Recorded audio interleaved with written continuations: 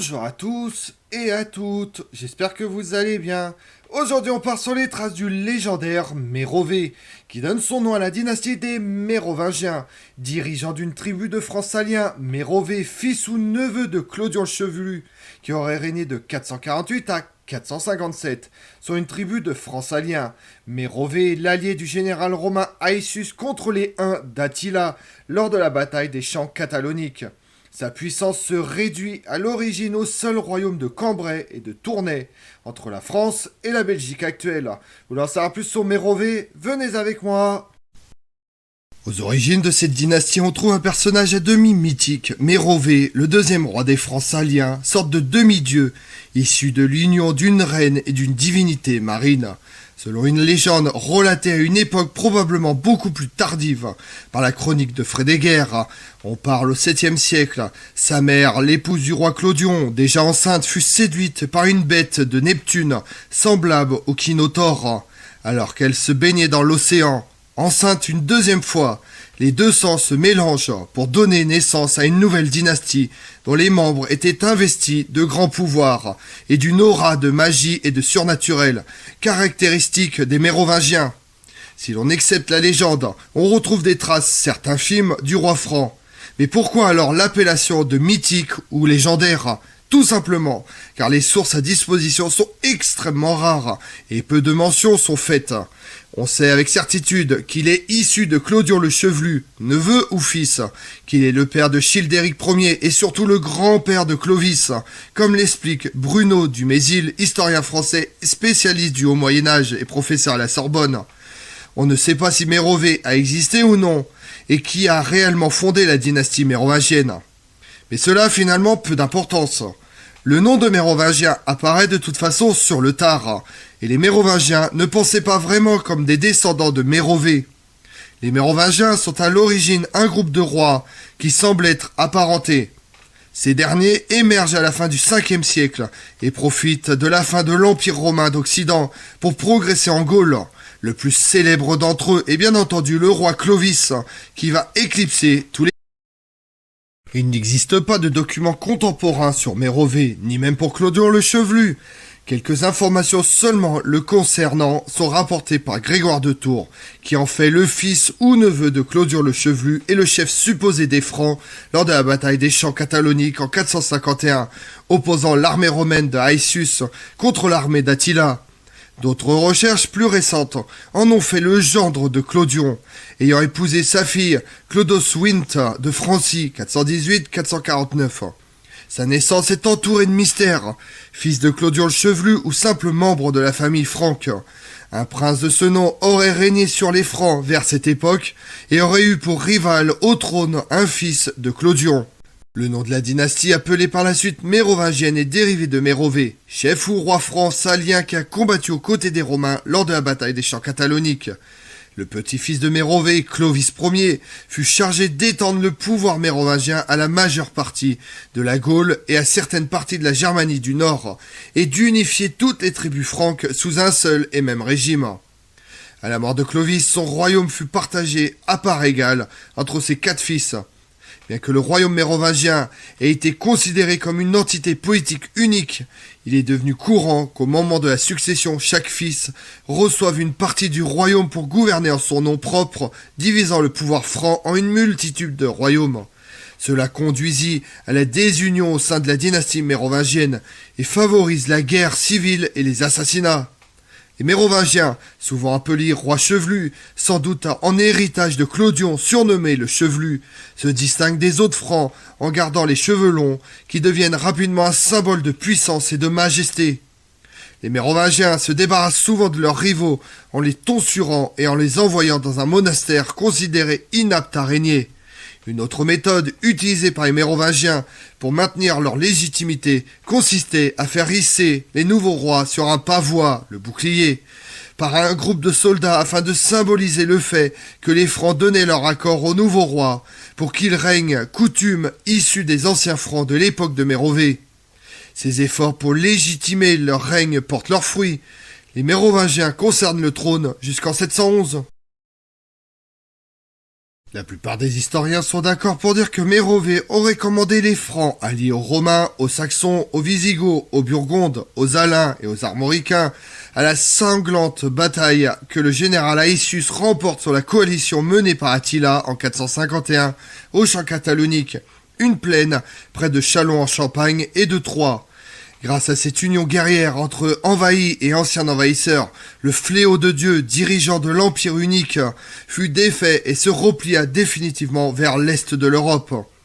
Une coalition de différents peuples ont permis de repousser la menace qui pesait sur chacun d'entre eux et menaçait non seulement les restes de la puissance romaine, mais également l'intégrité et la liberté de tous les peuples et rois de l'Occident. Cette victoire scelle définitivement l'implantation des Francs dans la Gaule du Nord, que l'Empire romain, en pleine décadence, leur abandonne. Il reste alors uniquement un domaine gallo-romain isolé, défendu par le général Hygidus. Les rois de la première dynastie franque sont appelés mérovingiens en l'honneur de ce roi, qui donne un territoire à son peuple et le fait entrer par la grande porte dans l'Empire romain d'Occident. De documents attestent l'existence de Mérové. Grégoire de Tours, dans son Historia Francorum, lui conserve une brève référence et en fait le descendant possible de Clodion le Chevelu, qui commence à régner vers 428, succédant peut-être au roi des Francs Théodomir, sans que l'on sache s'il y a des années d'interrègne entre les deux rois. Certains prétendent que de sa lignée est sorti le roi Mérové, une légende relatée à une époque plus tardive. La chronique de Frédéguer en parle au 7e siècle, mais sans s'étendre davantage, évoquant simplement sa proximité avec Clodion le Chevelu. Certains historiens se réfèrent au vieil allemand supérieur pour faire de Mérové un personnage mythologique qui serait le fils de la mère, c'est-à-dire un dieu ou un demi-dieu que les Francs honoraient avant leur conversion au christianisme. Selon Godefroy Kurt, tous les peuples primitifs ont cru à l'origine surnaturelle de leur dynastie. Leurs rois étaient les descendants des dieux, c'était leur principal titre à l'obéissance des guerriers. C'était aussi le plus beau titre de noblesse de la nation elle-même. Il a également été suggéré que Meroving soit une référence à la Merowede, une rivière néerlandaise dont le co-initial correspondait, si l'on en croit les historiens romains, à l'ère dans laquelle résidaient alors les Francs saliens. Là encore, l'étymologie ne semble pas corroborer cette thèse. Enfin, en se fondant sur une nouvelle interprétation de deux généalogies royales des 9e et 10e siècles, dites généalogie A et B, l'historien Étienne Renard pose le postulat que la généalogie B ne retient que le patrilignée, faisant de Clodobonde le père de Childéric Ier et de Clodion son grand-père paternel. Il en résulte que les trois noms supplémentaires repris dans la généalogie A désigneraient les ascendants en ligne maternelle de Childéric Ier. Ainsi, Clodobonte, fils de Clodion, aurait épousé Genidiltz, fille de Childéric de la lignée royale des Mérovingi, ou descendant de Mérové. Plutôt que le grand-père de Genildis, ce Mérové serait l'ancêtre éponyme fondateur de la lignée, l'auteur précisant que Mérové est en effet un personnage dont le nom n'est associé à aucun fait d'armes et à aucun événement historique. L'existence de Mérové ne serait pas à exclure notamment par sa participation à la bataille des champs cataloniques, dont nous sommes certains de sa présence. Une généalogie austrasienne réalisée entre 629 et 639 mentionne que Clolio est le premier roi des Francs. Clolio engendre Clodobode, Clodebus engendre Mérovéo. Pour le généalogiste Christian Sintopani, il s'agirait d'une liste de rois saliens dans laquelle les filiations auraient été établies postérieurement à la Constitution. La généalogie serait ainsi à corriger de la manière suivante. Clodion engendre Clodebo et Mérové. Mérové engendre Childéric. Mais l'historien Jean-Pierre Pauly estime pour sa part que si Mérové est le fils de Clodebo, marié en 435, il aurait difficilement pu avoir pour fils Childéric, lui-même roi vers 456. Il en déduit que Mérové est le surnom de Clodebode, fils de Clodion le Chevelu. Priscus, historien grec de l'Empire romain d'Orient au milieu du 5e siècle, fait allusion à des événements qui se produirent dans un royaume franc à l'époque de Mérové. Le prétexte d'Attila pour sa guerre contre les Francs fut la mort de leur roi et la dissension qui s'élève entre ses fils pour la suprématie. L'aîné décide de s'allier à Attila, cependant que le second se tourne vers Aetius. Nous rencontrâmes ce dernier lorsqu'il vint en ambassade à Rome. Son visage était encore recouvert d'un duvet, et sa chevelure blonde était si longue qu'il en faisait des tresses. Aetius en fit son fils adoptif, et tout comme l'empereur, le combla de présents et le renvoya comme un ami et allié. Les historiens sont partagés sur la question de savoir si Mérovée est l'un des protagonistes de ce récit. Certains pensent que comme le royaume des Francs rhénans se trouve sur le chemin d'Attila, au contraire de celui des Francs saliens, ce passage concerne des rois des Francs rhénans. D'autres pensent que Mérovée est le roi mort en 451 et son fils Childéric est le fils adoptif d'Aetius. On peut estimer que si on considère que le fragment s'applique aux Francs saliens, chronologiquement, Clodion est le roi mort en 451, Mérovée est le fils allié de Rome. Il semble admis que liés par un féodus avec l'Empire romain, les Francs saliens ont combattu aux côtés du général romain Aetius à la bataille des Champs Cataloniques en 451. Les sources ne précisent toutefois pas qui les a menés au combat. Si les Francs ont subi de lourdes pertes lors d'un engagement préliminaire contre les Guépides, l'histoire n'en dit rien de plus. Alors qu'elle a retenu la mort de Théodoric Ier, roi des Visigoths, tué le lendemain de la bataille. Peut-être la renommée des chefs francs n'était-elle pas suffisante comparée à celle d'un roi wisigoth. De fait, il n'est fait mention de Mérovée ni pendant les combats, ni après.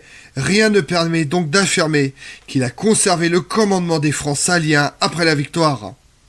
Il est également troublant que ce soit Clodion qui ait légué son nom à une lignée du trait énigmatique Claude Bode à Clotaire II, en passant par Clovis, Clodomir, Clotaire Ier. Childéric Ier donne à son fils Clovis un nom dont le radical l'affilie à son grand-père Clodion. En dépit d'une référence mineure à Mérovée, certes Childéric Ier prénommera son premier fils Mérovée et Clotaire II en fera de même.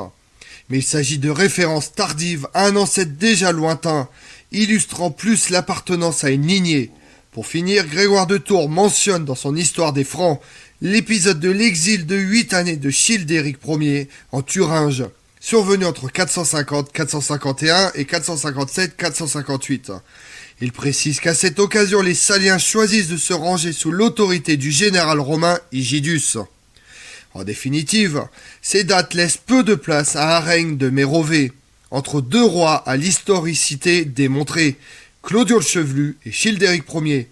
S'il ne peut être exclu qu'il ait combattu à la bataille des Champs Cataloniques, rien n'explique, sauf à ce qu'il ait trouvé la mort, qu'il disparaisse ensuite des chroniques et ne joue plus aucun rôle politique.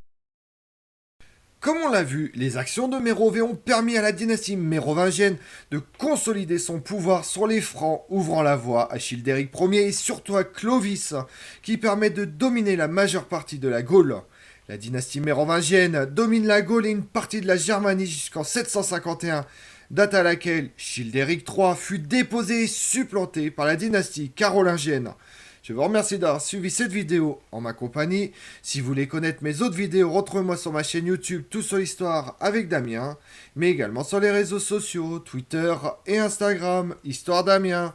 Et pensez à liker, commenter et vous abonner. Je vous remercie à tous.